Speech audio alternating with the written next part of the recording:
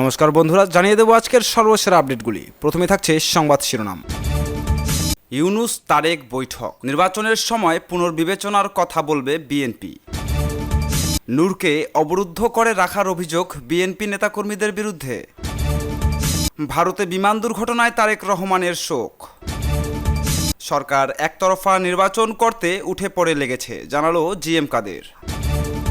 আগের কাঠামোর মধ্যে নির্বাচন হলে নতুন বাংলাদেশের স্বপ্ন আধুরাই থেকে যাবে।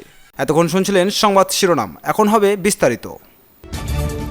ইউনূস তারেক বৈঠক, নির্বাচনের সময় পুনর্বিবেচনার কথা বলবে বিএনপি। আসন্ন জাতীয় নির্বাচন ও নানা রাজনৈতিক অমীমাংসিত ইস্যুর মধ্যে আজ লন্ডনে সাক্ষাৎ হচ্ছে অন্তর্বর্তী সরকার প্রধানের উপদেষ্টা অধ্যাপক মোহাম্মদ ইউনূস ও বিএনপির ভারপ্রাপ্ত চেয়ারম্যান তারেক রহমানের। বাংলাদেশের রাজনৈতিক পট পরিবর্তনের পর এটি হবে দুজনেরই প্রথম বৈঠক। গুরুত্বপূর্ণ সংস্কার ও নির্বাচনের সময়সহ বহু অমীমাংসিত বিষয় সামনে রেখে এই বৈঠককে খুবই গুরুত্বপূর্ণ মনে করা হচ্ছে। ডরচেস্টার হোটেলে লন্ডনের স্থানীয় সময় সকাল 9টায় শুরু হবে এ বৈঠক। কতক্ষণ আলোচনা চলবে তা নির্দিষ্ট নয়। সরকারি ও বিএনপি সূত্র জানায়, দুই নেতার একান্ত বৈঠকের পাশাপাশি উভয় পক্ষে আরও কয়েকজন শীর্ষ নেতা উপস্থিত থাকতে পারেন। বিএনপির স্থায়ী কমিটির সদস্য আমির খসরু মোহাম্মদ চৌধুরী ইতিমধ্যে লন্ডনে পৌঁছেছেন। বৈঠক শেষে বিএনপির পক্ষ থেকে লন্ডনে আমির খসরু মোহাম্মদ ব্রিফিং করতে পারেন বলে জানা গেছে। প্রধান উপদেষ্টার সঙ্গে লন্ডনে অবস্থানরত তার প্রেস সচিব শফিকুল আলম বৃহস্পতিবার এক ভিডিও বার্তায় বলেছেন, একটা 1-to-1 মিটিং হবে। এক্ষেত্রে উনারা যদি মনে করেন আরও কেউ থাকবেন, সেটা দুই লিডারই ডিসাইড করবেন। বিএনপির দায়িত্বশীল একাধিক নেতার সঙ্গে কথা বলে জানা গেছে, বিএনপির দিক থেকে কি কি বিষয়ে আলোচনা হবে সে সম্পর্কে তারেক রহমানকে দলের স্থায়ী কমিটির পক্ষ থেকে ইতিমধ্যে কিছু মতামত দেওয়া হয়েছে। এর মধ্যে অন্যতম হচ্ছে নির্বাচনের সময়। প্রধান উপদেষ্টা ঈদুল আজহার আগের দিন জাতির উদ্দেশ্যে দেওয়া ভাষণে আগামী বছরের এপ্রিলের প্রথমার্ধে জাতীয় নির্বাচনের যে ঘোষণা দিয়েছেন, লন্ডন বৈঠকে বিএনপির পক্ষ থেকে সে সময়সীমা পুনর্বিবেচনা করার অনুরোধ জানানো হবে। এক্ষেত্রে বিএনপি ডিসেম্বরের আগে নির্বাচনের দাবি থেকে কিছুটা সরে আসবে, যাতে সরকার আরেকটু এগিয়ে আসে। বিএনপি মনে করে এপ্রিল মাস ভোটের জন্য উপযোগী সময় নয়, কারণ এই সময়ে প্রচণ্ড গরম আবহাওয়া থাকে, ঝড় বৃষ্টির আশঙ্কা থাকে। তার আগ দিয়ে রোজা ও ঈদুল ফিতর, এমন সময়ে ভোট করতে গেলে রমজান মাসেও নির্বাচনী প্রচারণা চালাতে হবে। তাই বিএনপি আশা করে সরকার ভোটের সময় এগিয়ে আনার বিষয়টি বিবেচনায় নেবে। তবে সরকার এপ্রিলে অনড় থাকবে বিএনপির পক্ষে মানা কঠিন হবে। এছাড়াও আরও দুটি বিষয় এই বৈঠকে আসতে পারে বলে জানা গেছে। একটি হচ্ছে সরকার থেকে বিতর্কিত উপদেষ্টাদের বাদ দেওয়া।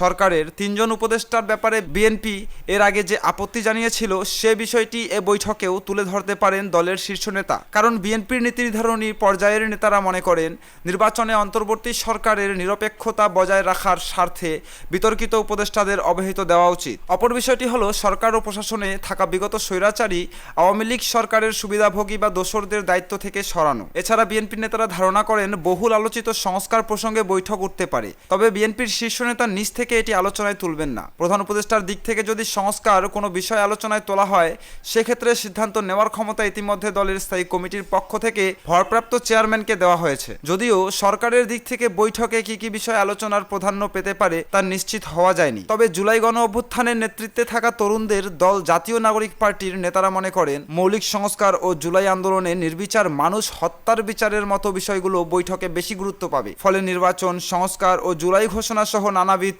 কারণে সরকার ও বিএনপির দুই শীর্ষ নেতার এই বৈঠক ঘিরে সব মহলে বেশ কৌতূহল তৈরি হয়েছে। অবশ্য প্রধান উপদেষ্টার প্রেস সচিব শফিকুল আলম গতকাল ভিডিও বার্তায় বলেছেন, এই বৈঠকে নির্দিষ্ট কোনো আলোচ্য সূচি নেই। উনারা যখন বসবেন তখন বাংলাদেশের এই সময়ের যে কোনো বিষয়ে আলোচনা হতে পারে। আলোচনায় বর্তমান রাজনৈতিক পরিস্থিতি, আগামী জাতীয় নির্বাচন, জুলাই চার্টার, এগুলোর যে কোনো বিষয়ে আলাপ হতে পারে। বাংলাদেশ এবং বাংলাদেশের রাজনৈতিক ভবিষ্যতের জন্য বৈঠকটি খুবই গুরুত্বপূর্ণ। বিএনপির দিক থেকেও এ বৈঠকে এ সময় সবচেয়ে বড় পলিটিক্যাল ইভেন্ট হিসেবে অভিহিত করেছে দলের মহাসচিব মির্জা ফখরুল ইসলাম আলমগীর। এই বৈঠকে নতুন একটা দিগন্তে উন্মোচন হতে পারে বলেও তিনি মনে করেন। অন্যদিকে দলের জ্যেষ্ঠ যুগ্ম মহাসচিব রুহুল কবির রিজভী সাংবাদিকদের বলেছেন, তিনি বিশ্বাস করেন এটি হবে ঐতিহাসিক বৈঠক এবং বৈঠকের মাধ্যমে দেশের রাজনীতিতে সুবাতাস বইবে। অন্তর্বর্তী সরকারের প্রধান উপদেষ্টা অধ্যাপক মোহাম্মদ ইউনূস 4 দিনের সফরে গত মঙ্গলবার যুক্তরাজ্যের রাজধানী লন্ডনে পৌঁছান। এর আগেই মোহাম্মদ ইউনূসের সঙ্গে বিএনপির ভারপ্রাপ্ত চেয়ারম্যান তারেক রহমানের সম্ভাব্য সাক্ষাতের বিষয়টি নিশ্চিত করেছে বিএনপি ও সরকারি সূত্র।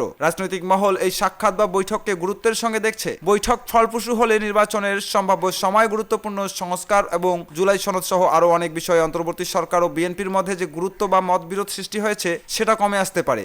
বিএনপির স্থায়ী কমিটির সদস্য সালাউদ্দিন আহমেদ গত রাতে বলেন, দেশের সরকার প্রধান এবং দেশের বৃহত্তম রাজনৈতিক দলের প্রধানের মধ্যে বৈঠকটি হচ্ছে। আমরা আশা করি এবং জাতিরও প্রত্যাশা, এই বৈঠকে জাতির জন্য দিক নির্দেশনামূলক এবং ভবিষ্যৎ রাষ্ট্র পরিচালনার ব্যাপারে ইতিবাচক ও যৌক্তিক সিদ্ধান্ত আসবে।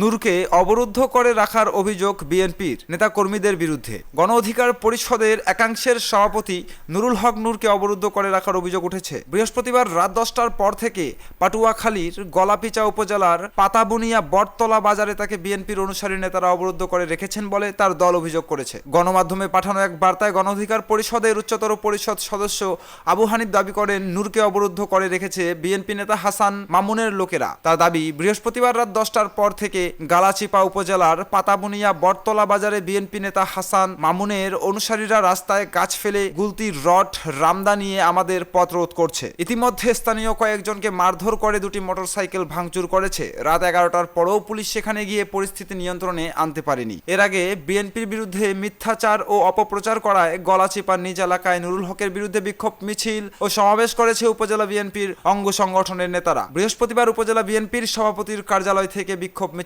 শুরু হয়ে শহরের প্রধান প্রধান সড়ক প্রদক্ষিণ শেষে পৌরমঞ্চে এসে মিছিল শেষ হয়।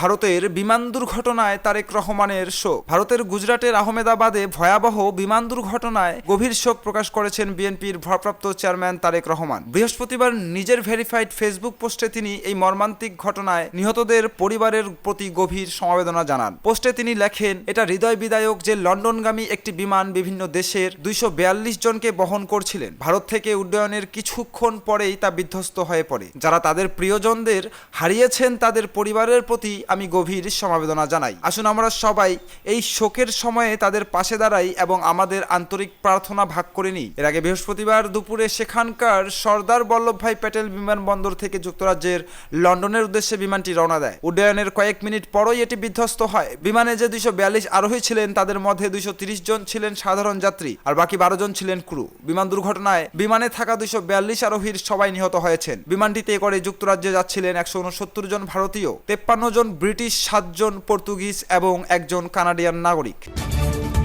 সরকার একতরফা নির্বাচন করতে উঠে পড়ে লেগেছে, জানালো জিএম কাদের। জাতীয় পার্টির চেয়ারম্যান জিএম কাদের বলেছেন, বর্তমান সরকার একতরফা নির্বাচন করতে উঠে পড়ে লেগেছে। শেখ হাসিনা স্টাইলে একতরফা নির্বাচন করে এই সরকারও পার পাবে না। জিএম কাদের আরও বলেন, দেশের 50% মানুষের প্রতিনিধিত্বকারী রাজনৈতিক শক্তিগুলোকে বাইরে রেখে কোনো নির্বাচনই দেশে ও বিদেশে গ্রহণযোগ্যতা পাবে না। এমন নির্বাচন কখনোই অবাধ ও সুষ্ঠু নির্বাচন হিসেবে গ্রহণযোগ্য নয়, কারণ এই ধরনের নির্বাচন বৃহৎ জনগোষ্ঠী ভোটদানে আগ্রহ হারিয়ে ফেলে, ফলে বাস্তবে বেশি ভোট গ্রহণ করা সম্ভব হয় না। আবার অনুপস্থিত ভোটারদের ভোট অর্থ পেশি শক্তি ও সরকারি কর্তাদের প্রভাবে জাল ভোট হিসেবে প্রার্থীদের বিজয়ে ব্যবহার করা হয়।